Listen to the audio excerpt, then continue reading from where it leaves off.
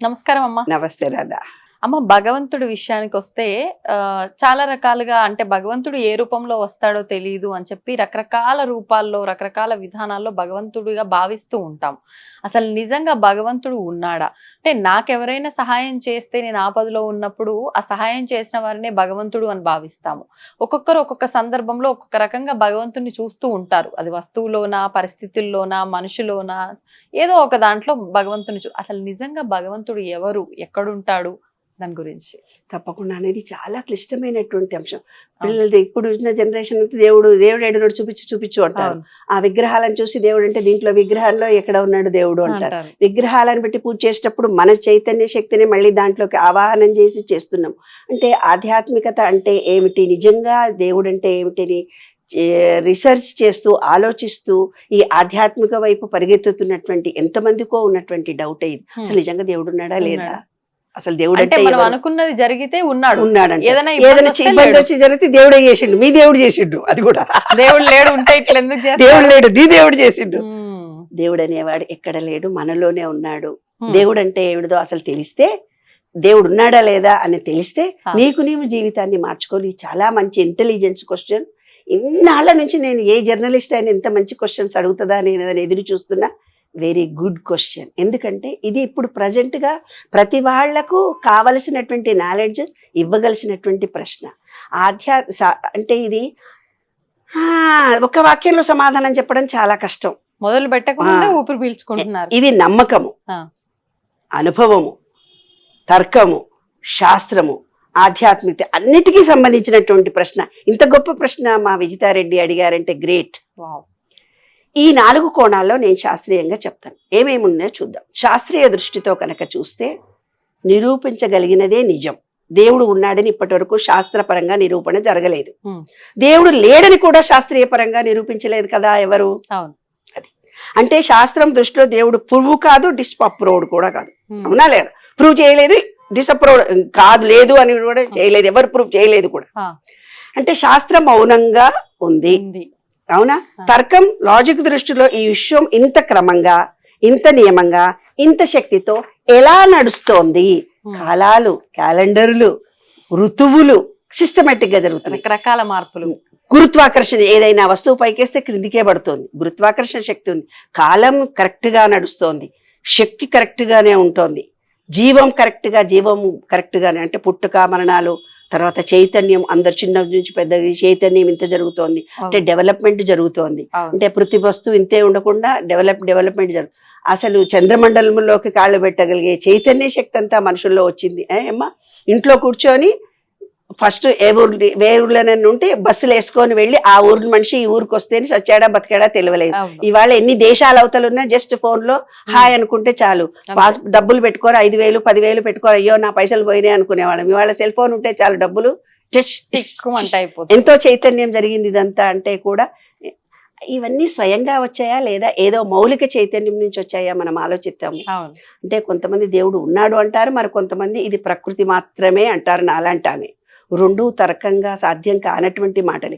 ఆధ్యాత్మికంగా భారతీయ తత్వంతో మనం గనక చూస్తే ఎక్కడో ఉన్న వ్యక్తి కాదు దేవుడు అంటే, నీలోనే ఉన్న చైతన్యము అంటున్నాను నేను, నాలాంటి ఆధ్యాత్మికవేత్త. ఏమ్మా, కొంతమంది అంటున్నాడు కాదు దేవుడు చైతన్యము, దేవుడే శక్తి, దేవుడు నీవు తెలుసుకునేదే, నేను ఉన్నాను అనే భావనలోనే దేవుడు ఉన్నాడని ఆధ్యాత్మికత కొంతమంది చెప్తున్నారు. అది కూడా కరెక్టే కదా. కాబట్టి ఉపనిషత్తులు ఏమంటున్నాయి, అహం బ్రహ్మస్మి, నేనే బ్రహ్మ అని అన్నాయి. అంటే ఇక్కడ దేవుడు అంటే విగ్రహం కాదు, ఆకాశంలో కూర్చున్నటువంటి వ్యక్తి కాదు, మనం నడిపిస్తున్న అంతర్గత శక్తి కూడా కాదు. అనుభవ దృష్టిలో అత్యంత నిజమైన సమాధానం ఏమిటంటే దేవుడు ఉన్నాడా లేదా అనేది నమ్మకం కాదు, అనుభవము. దేవుడు ఉన్నాడా లేదనేది నమ్మకం కాదు, అనుభవము. భయం పోయిన క్షణం, లోపల అపారమైన శక్తి వచ్చిన క్షణం. మేమందరం కోలిగ్స్ మేము స్టాఫ్ రూమ్ లో కూర్చొని మాట్లాడుకునేవాళ్ళం దేవుడు పూజలు అని. శ్రీ లాంటి కొంచెము వేరే దేవుడు అంటే నమ్మకం లేని వాళ్ళు కూర్చొని మాట్లాడుకుంటున్నప్పుడు నేను అడిగేదాన్ని, మళ్ళీ అది సుబ్బమ్మ గారు చనిపోయేటప్పుడు ఆ దేవుడు ఏది ఇస్తే అదే నాకు ఇదే ఇచ్చాడు అంది. మరి ఆమె అప్పటిదాకా దేవుడు లేడని వాదించిన మనిషి చనిపోయే క్షణాలు. అంటే భయము అనేది లేని వ్యక్తి, నిర్భయంగా ఉన్న వ్యక్తికి దేవుడు లేడనుకున్నా కూడా తను ఏదైనా నిర్ణయంతో తన ఆత్మవిశ్వాస బలంతో దేవుడు లేడని కూడా చెప్పి కూడా బతకగలుగుతాడు. అదే వ్యక్తి కొంచెం భయంగా ఉన్నటువంటి దేవుడు అనేవాడు ఉన్నాడు, నాకు సపోర్ట్ చేస్తాడు. చూడు నాన్న, ఇంట్లో ఒక తల్లి లేని పిల్లలు ఎలా పెరుగుతారు, తల్లి ఉన్న పిల్లలు ఎలా పెరుగుతారు? తల్లి తండ్రి క్రమశిక్షణలో పిల్లలు పెరిగినట్టుగా భగవంతుడు అనే ఒక నమ్మకంతో పెరిగిన పిల్లలు ఎలా ఉంటాడు, భగవంతుడు లేడు అనే పిల్లలు పెంపకంలో ఎలాగుంటారో అది. దేవుడు ఉన్నాడనే నమ్మకం కాదు, అదొక అనుభవం. భయం పోయిన క్షణం లోపల అపారమైన శాంతి మనలో పెరుగుతుంది. దేవుడు ఉన్నాడని ప్రశాంతంగా పడుకుంటాం కదా, ఏ కష్టం వచ్చినా ఆయన చూస్తాడని. భయం పోయిన క్షణం అన్నమాట. ఏదో శక్తి నన్ను కాపాడుతోందనే నమ్మకం మనలో కలిగినప్పుడు అహంకారం కరిగిపోయిన క్షణంలో దేవుడు ఉన్నారు అని అంటాడనమాట ఆ వ్యక్తి. అది బయట కాదు, లోపల జరిగే అనుభవము. నిజమైన సమాధానం సూటిగా చెప్పాలంటే దేవుడు వస్తువుల్లా కాదు, దేవుడు లేడని ఖచ్చితంగా చెప్పలేము.